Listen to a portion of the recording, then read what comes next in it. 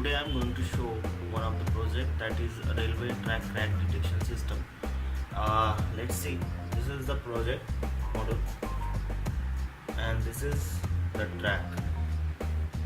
If you see here, this is the crack with the track, and this is the model.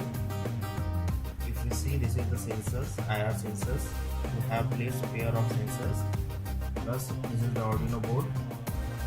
This is L293D for motor control IC. This is buzzer, and this is IoT module. So this is the IoT based project. We can directly fetch the total information on net or app. Okay, so let's see how it works. So let's start the project.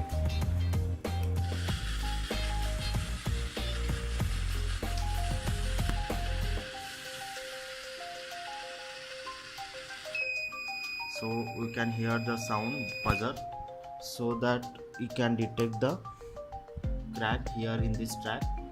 Okay, now the whole information directly fetch on this IoT module.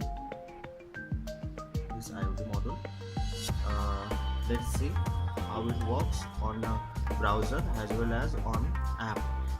So this is how we find the crack in a track, and this is the main project for the engineering students, IoT based projects.